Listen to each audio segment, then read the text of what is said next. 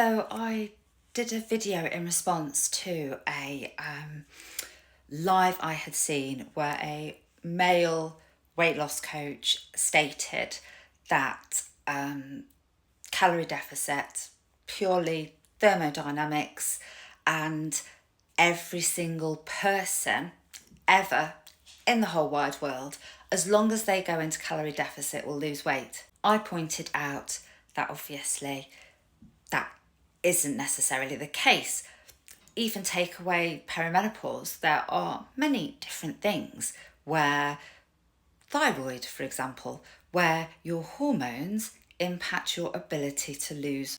So many comments, obviously, with many women agreeing and struggling who hadn't struggled previously, and who had, people talking about how they'd lost weight and maintained that loss for 7 years. And yet perimenopause has meant that they are now increasing in weight despite the fact they're doing nothing different. And a couple of comments like Kelly's stating that women who are in perimenopause and they are losing weight.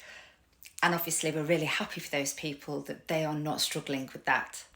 There are 38 plus, probably more, symptoms of perimenopause, and not all women experience all of the symptoms. You may have bloating, headaches, dry skin, but not have hot flushes. That doesn't mean that hot flushes are not a symptom of perimenopause. For those women who are in perimenopause, in a calorie deficit and losing weight, that is not a symptom that they are experiencing. The point of the video that I made wasn't that every single woman will struggle to lose weight during perimenopause. The point of the video is that to say that perimenopause and this huge change that goes on in women's bodies, where their hormones are playing havoc across their whole body, to say that has no impact on weight loss for any woman ever, which is what that man was saying, is ludicrous. It's just really important, it's lovely to see these comments where people are not struggling with that. But I think what we also need to remember when people are making these kind of comments is that that can often be quite triggering for people, which can sometimes make women feel like it's something that is their fault, that they personally are not losing weight with perimenopause, or maybe they are struggling with their mental health.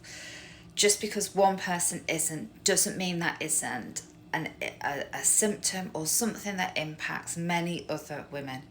That's like, somebody who hasn't had a mental health issue with perimenopause saying to me, well, I haven't bothered with that, and implying that my breakdown wasn't linked to perimenopause.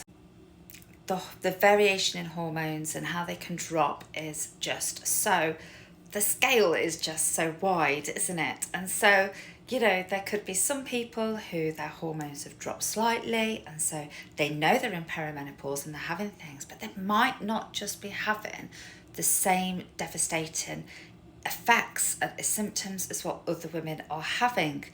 Doesn't mean that that won't come in time, in future, because our hormones are changing all the time.